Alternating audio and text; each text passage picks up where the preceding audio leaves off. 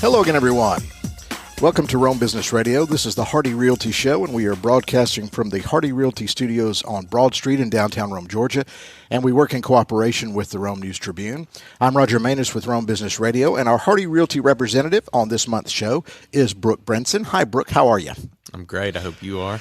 Happy New Year. Thank you, sir. Yeah, is the new year off to a great start at Hardy? It is. In what way? Buying and selling? Absolutely. Always. Yeah. Always. And is we talked a little bit before the show. Is it slowing down some? Had to though, right?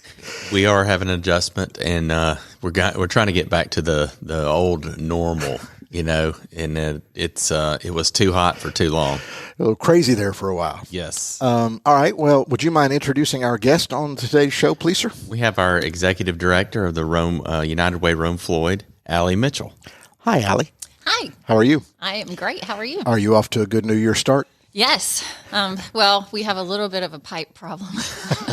Yes. At our Resource and Volunteer Center, we technically don't have any water right now, but hopefully that's fixed today. So other than that, great start. So the pipe problem related to the hard freeze from a week or two ago, the 5 degrees and Correct. Wow. Well, good luck. Thank you. Thank you very much. So, should be fine after today. So y'all are just kind of coming and going elsewhere? We have been a little bit remote to start the year. But, okay. Yeah. Well, hopefully you'll get back to normal soon. So, where do you want to start with United Way Rome? Do you want to wrap up 2022 since this is a calendar change into 2023? Did you guys have a good year? 2022 was an amazing year for us. Good. We started a couple of new programs. We did our housing access pilot, and we also started with community case management, which is a brand new thing for the community. Housing access was basically, in a nutshell, removing barriers to housing, any and everything that prevents someone from getting into housing after a successful shelter stay, or before you get into the shelter, if they're full, if there's no space, how do we help you until there is a space available for you so that you can go through the shelter program and graduate that successfully. Oh, so what are some of the obstacles that were existing that you guys have now helped to overcome? So it was a fund. We put $60,000 into it. We partnered with 4 shelters, Living Proof next door, Davies Shelter, Salvation Army, and Hospitality House.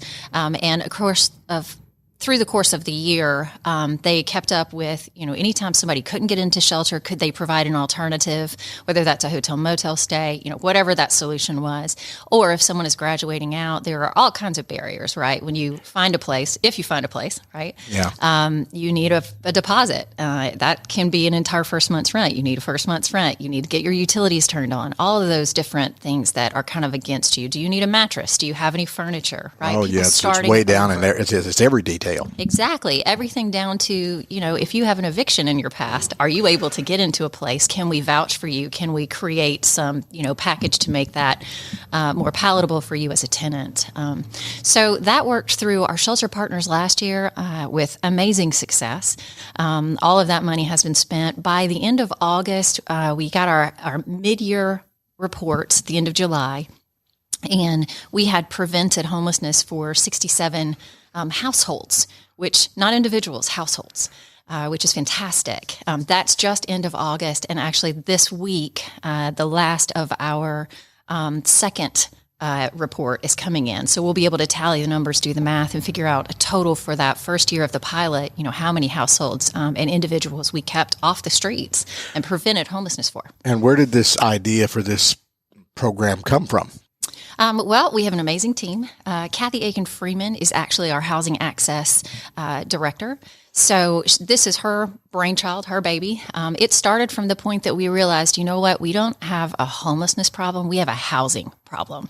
There are not spaces for people to go, not appropriate spaces for people to go. If you are an average person, coming out of college or coming here to get a job, Brooke can talk about availability of housing and how bad that has been, rentals especially.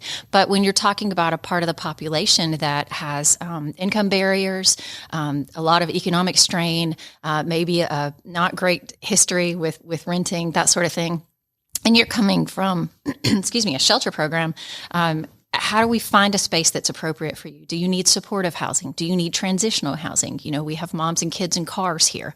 All of those things are happening. So our shelters stay full. And what our shelters were experiencing is people are getting through successfully. And then where do they go? You've got up to a 90-day stay in a shelter here. If I came from a tent in the woods, right? In 90 days, can I get my life together enough to have my first month's rent, my deposit, to have a job, to be able to sustain, a rental lifestyle, to show up to my job? What about transportation? All of those things that we just kind of, most of us just kind of, they're just a part of our life. When you're starting from nothing, you have all of those normal barriers, plus all of the others. Is there mental health involved? Are there addiction issues involved? Just a myriad of issues. So y'all have helped to bridge that gap. Well, so housing access was, let's attach some funding to see what spaces are available, what we can do. We have learned from that. We have all the data from a full year. And going into this year, we are attaching our housing access funding to case management, which is the other big pilot program we started. We brought in Kathy Hart, who was formerly with Salvation Army. She is an amazing human being. Kathy Hart sits down with individuals who have needs or are experiencing any kind of challenges and talks through what's going on. And then she helps to co-create a plan with them. So if you are in a shelter, for instance, the Davy Shelter has a case management program, right? If you're a guest in the shelter, if you're at the hospitality house, wherever it is that you are, once you're in a program, you have someone who can help you navigate what's going on and help you to get from point A to point success, right? So that you are, you're able to self-sustain, you're contributing, and things are good. If you are a person who's not able to or not eligible for shelter care, who is the person that holds your hand, right? Right. That is huge. That's how people fall through the cracks. We have so many amazing nonprofits here, but what's the thread connecting them, right? How can someone who is in crisis navigate needing to go to 6 or 7 different agencies, not having transportation? Maybe they're working 2 jobs. Maybe they have kids. All of the things that could be going on with you. How do they navigate? Who helps them with that? And that is what case management is. Well, Brooke, to her point, the housing market in Rome, is there, what is the numbers, I guess, for various levels of income and people coming out? Is there a need for more, and badly? Absolutely. Yeah. Excuse me. We definitely need more housing for more lower income housing. Yeah. That's exactly what we need. And it's being addressed, but it's just a slow process. And the land values have been so high that it seems it's really a challenge for people to invest in a project like that, knowing that their margin will be lower because of the cost of land and because of the risk involved too. Getting back to you were touching on something that made me think, well, that's what the United Way is at its core, connecting. Exactly. And you guys are kind of, you touch everybody. Right. There's this nonprofit and that nonprofit and that nonprofit, and they have their standalone mission. But if you could kind of discuss the United Way in general and its mission and how you are connected to all of these things. Absolutely. So we revamped. As of 2019, we had a very traditional model that was basically we take money in, we send money out. That's great. But we weren't really giving grants out in a way that we took into consideration impact. Right? It was more of let's be equitable. Let's give as many agencies as possible some amount of funding. We changed that. At this point, agencies do not have to go through an application process with us. Instead, what we did was sit down and spend 3 months having conversations across the community. And what we did through that was prioritize the needs that are highest priority for the community. And we walked away with a list of, there were 10, 2 were the same, so 9, right? Top 9 for here are the challenges for the community. Vulnerable teen support, housing access, of course, became its own pilot. Case management became its own pilot, and that's all about access, right? How do people access services? If it wasn't something that we had to create a pilot for, meaning nobody was doing it, no one could step into that gap right now, right? So that's a pilot.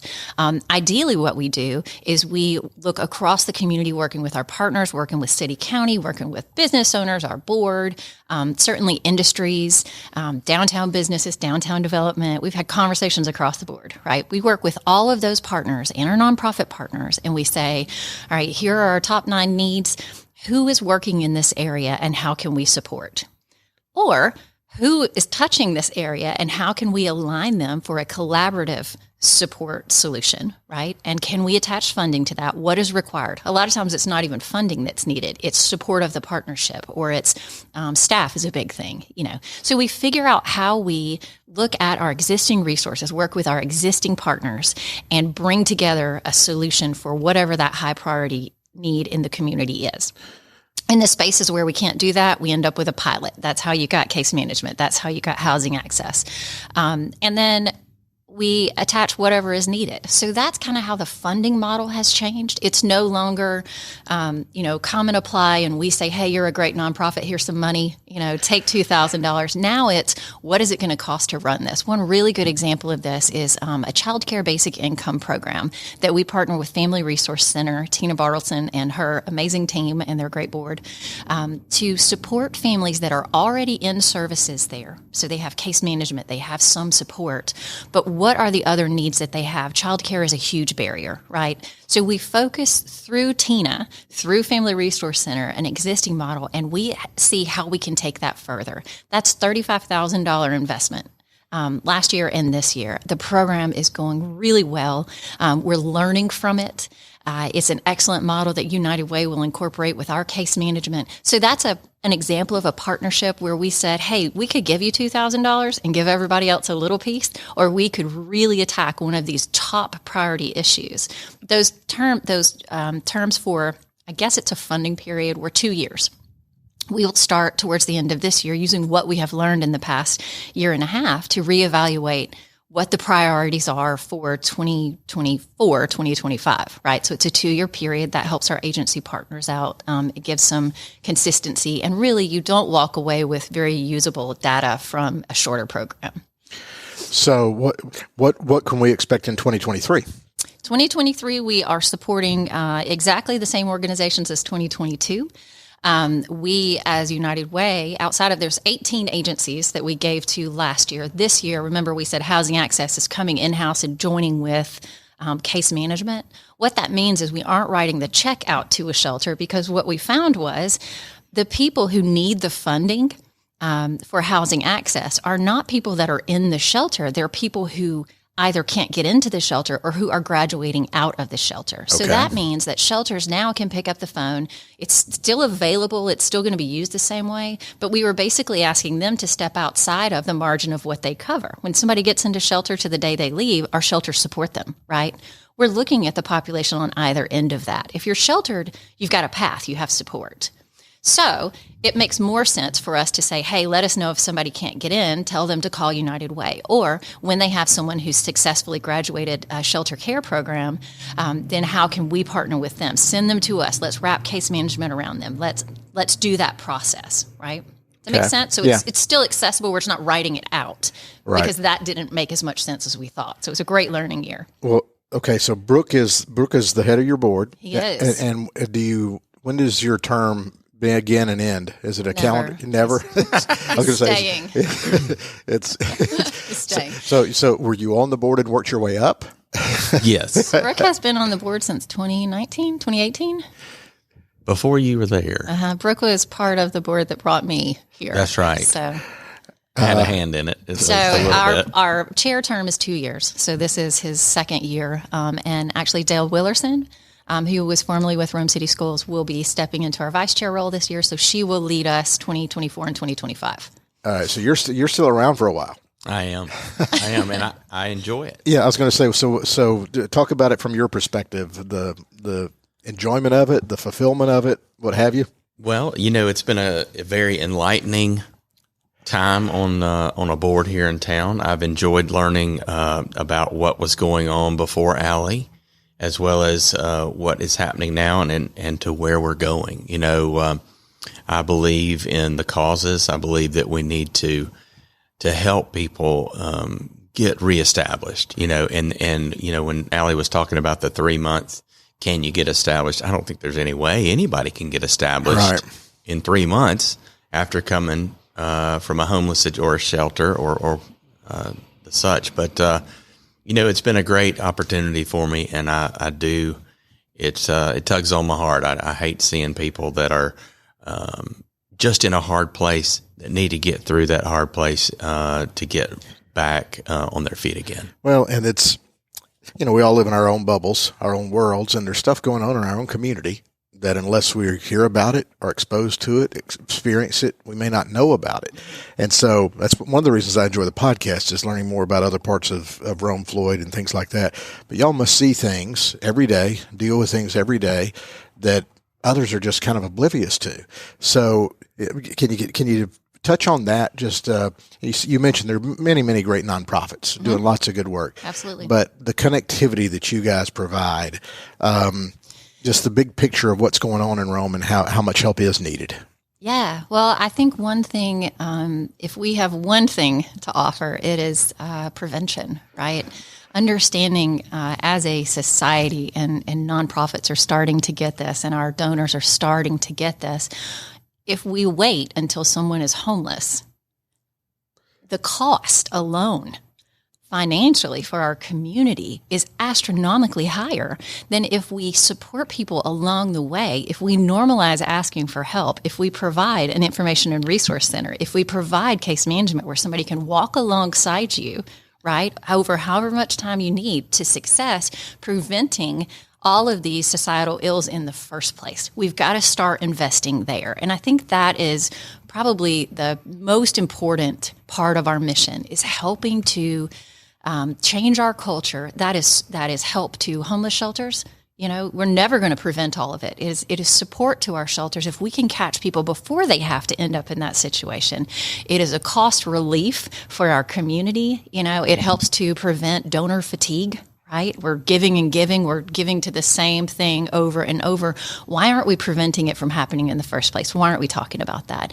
I think that's our focus. And we can't do that without the organizations that are providing the services for people who are already in this situation as well. You're always going to have both, but we can absolutely do a better job, right? As a community, as a country, doing both things. There's the story of the ogre, right? There's a person who goes down to the river and they see a baby floating by. So they save the baby, and then there's another baby, and then there's another baby, and they keep pulling the babies out of the water, right? Somebody from the village comes and goes, wait a minute, how are the babies getting in the water in the first place? And they hike up a way and they see there's a giant ogre picking up babies and throwing them in the water. So they take out the ogre, right? So you've got to do both. You can't just say, okay, now we have people who are unhoused, people who are sleeping in their cars. Moms in cars is a big deal here, and most people don't know that. It's a very big deal. Moms in cars is a big deal here. Mm-hmm. There are a lot of moms with kids sleeping in cars. You're trying to keep your family together, and right? they are not in a shelter yet, or they've spent their 90 days in the shelter. And everybody's not eligible for a shelter program. It just depends on your situation. We know that's a very real thing. We are hearing from downtown businesses and people who are here that there is an increase in individuals who are unhoused, who are on the streets, who are going into businesses, that kind of thing.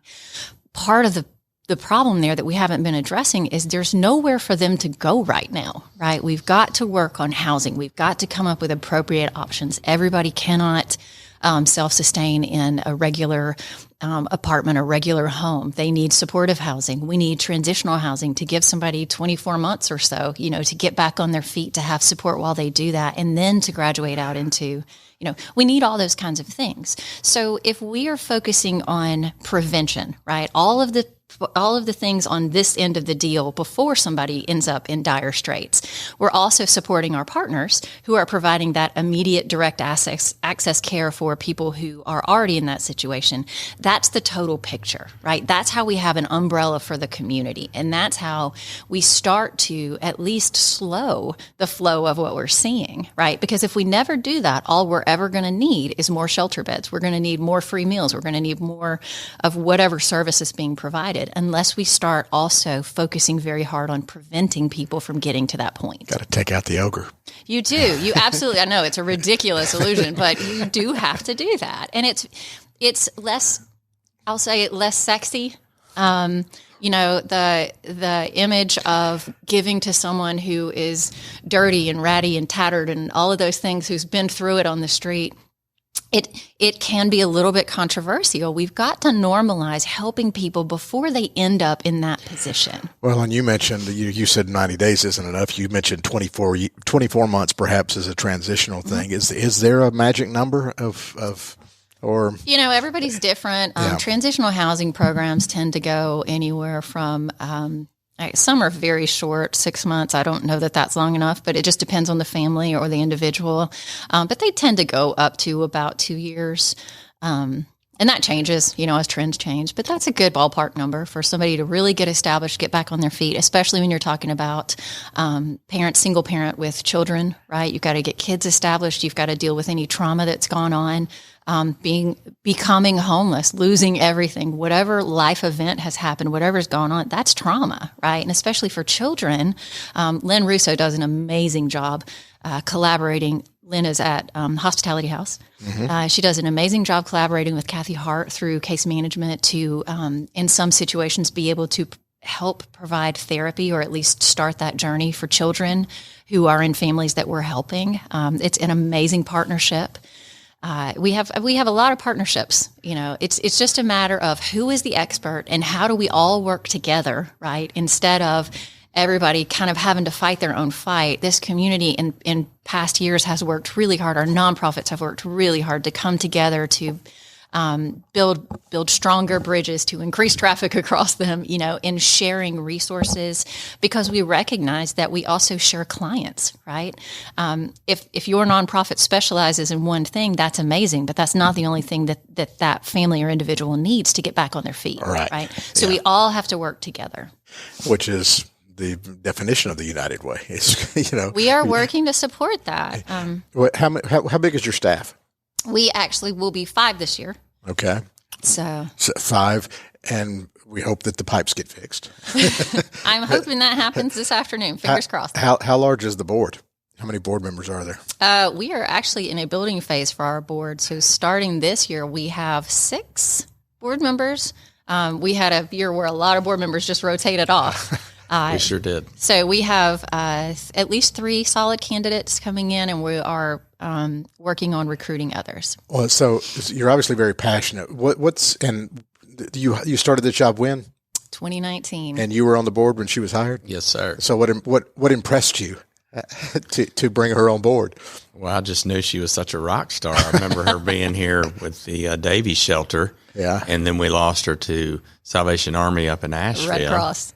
I was going to say, So what is your background? I apologize. Yeah, that's okay. And we knew we needed a rock star, and we heard that Alli wanted to move back to Rome, and there you have it.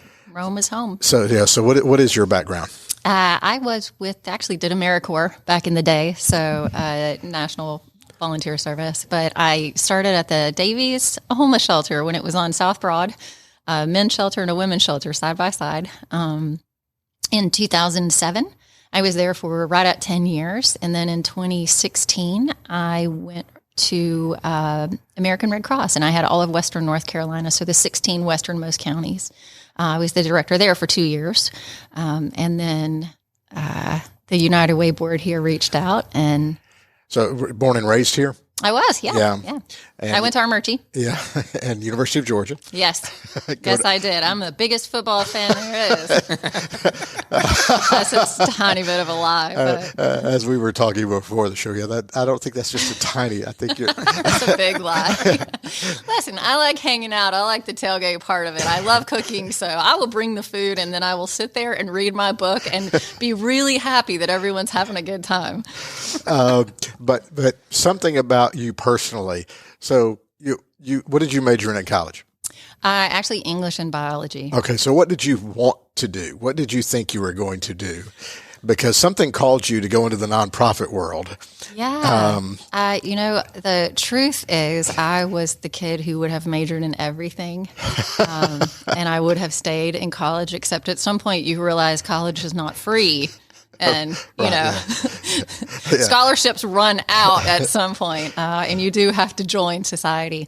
I think that I initially thought I would go into education and realized very quickly that wasn't what I wanted to do. And the interesting thing about English majors in particular is that what we really specialized in is communication, and I think one thing that is good for the nonprofit sector is the way that English majors think and see information from different areas and are able to bring it together and communicate it.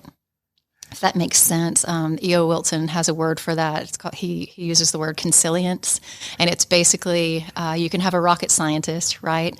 And they can find out all of the most amazing information in the world, but can they communicate it in a useful way? Right. And that's where people who specialize in things like languages or communication type things like English major kind of come in. We communicate that to the rest of the world, and I think it makes me particularly suited for my role. This is way off track, but I think it makes me particularly suited to my role with United Way as an organization because as an organization, we are looking at every single sector across our community, and what we have to do is understand the needs of each sector and the motivations of each sector, and we have to figure out how those meet, right, and bring them together and then move our community forward as a whole, right?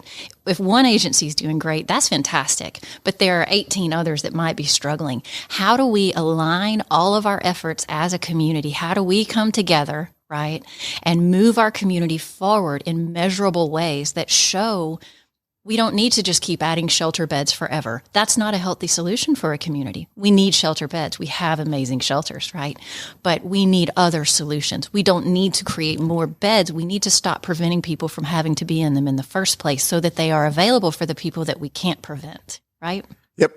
And that way, we are, as a community, Rome and Floyd County, moving forward and improving the quality of life for everyone here. It matters to everybody if we have people who are unhoused. It matters to everybody if we have children growing up in situations of trauma. Yeah, that's our future. It's a shared future. And I think our nonprofit sector, and I think United Way especially, is positioned to really do some good work and help us as a community to come together to get to the basics of what's going on. Well, what was tugging at your heart, though? What made you enter the nonprofit world at the start? I've always been service-oriented, I think. It's just my personality. I did AmeriCorps, and that was national service, basically Peace Corps, but in the continental U.S. And of all the places they could have sent me, they sent me to Rome, Georgia, because there was a group here that is now, in many iterations later, Bagwell Food Pantry and Northwest Georgia Hunger Ministries, right? But back then, it was under another name.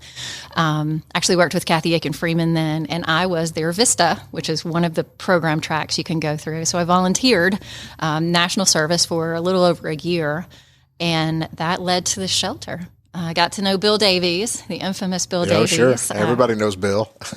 And that is how Bill actually marched my resume into a board meeting and said, "This is your girl." And I did not know that had happened. So it's an interesting story. You had an agent.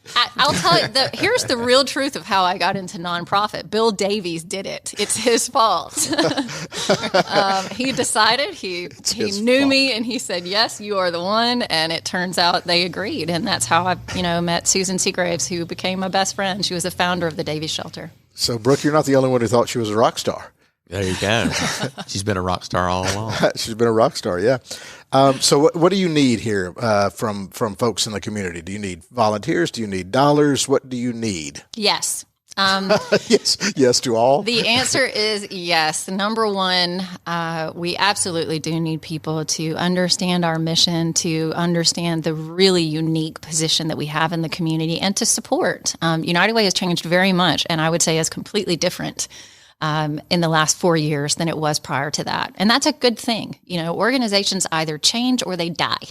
That's we're businesses too, right? Yeah, sure. If we are not changing, we are not addressing the needs, because the needs are always changing, right? And so what I can promise is that we will always be changing what we're doing. And if we aren't, we don't need to be here.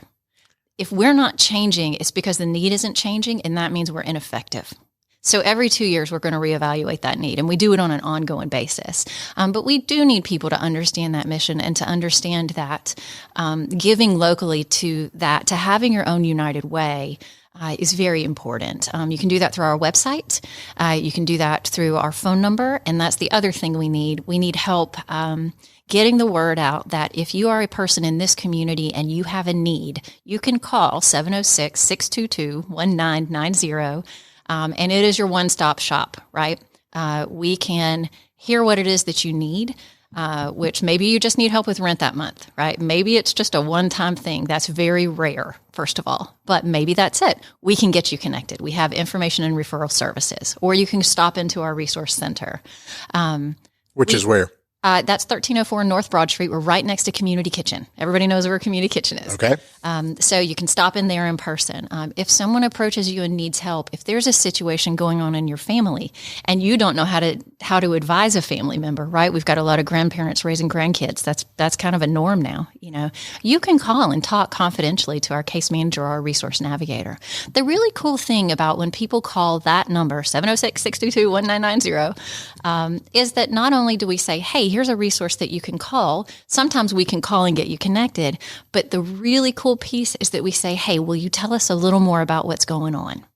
And that's the magic. That's how we get people connected. That's the network, right? It's how we attach case management, and we keep people from falling through the cracks. Very rarely does someone just need rent one time. It's never just that I don't have rent money right now. It's always there's something else going on. How can we connect you to other services? How can we sit down and help you plan? How can we support you, right? And that way we're actually changing lives. We're not just putting Band-Aids on problems. We're changing lives, and we're improving the quality of life for everybody in this community. When one family succeeds, when one individual succeeds, it affects all of us, and we forget that. So helping us get the word out about calling that number is huge. That means we can also collect the data as well. So when people call, we are actually just invested in the information system that is used by 211 centers across the country. It's called iCarol. It means that we're going to have really amazing neighborhood level local data. So when you want to know how many calls came in about this, or how many times, we referred to this organization, when a shelter is writing a grant and they need to prove that there's a need in this community, all they have to do is call us, and we can write a letter and say, here's the data, here's the number of calls, here's the number of people that were able to get into shelter, here's how many weren't, all of those things. It's an entire new world for this community that we have never had, literally never had. The data that can help inform local decisions. It can help donors. If you're a company, a business, and you're wanting to get involved and invest in the community, you can call us. We can talk to you about the data, where the needs are. We can figure out how that aligns with your mission. And we do a really cool thing. It's just a complete, comprehensive volunteer service. We'll sit down with your business or your church or even your family, right? And we'll talk to you about what your goals are. We're also maintaining relationships with all our nonprofit partners and keeping up with what their needs are, what engagement opportunities there are, what volunteer opportunities there are. We can matchmake, which is how we like to look at that. We will find you your dream relationship with a nonprofit or with several nonprofits. We'll plan the entire experience for you, especially if you're a business. We do the media for you. We'll come and do pictures. We put that together. That's really helpful for banks. Banks are required to do a certain amount of investment and service in the community. So we've been talking to our banking partners. That's a really neat thing that we can do. And again, that's the space in our community that United Way holds, which is that bringing everything together, getting people engaged, communicating what's going on. You guys, you're on social, you have a website? Yes, we are at uwrome.org, and we are on Facebook, we are on Instagram, and we have... You got Brooke doing some TikToking? We have not made the yet. TikTok leap. We have not. I don't know that we're going to, in fact. But we do keep our social media. We actually run it's a private group on Facebook for local nonprofits, and it is a space where nonprofits can share information with other nonprofits. So our nonprofit partners can look for it's Rome Floyd Nonprofit Group. Or call us, we'll get you connected.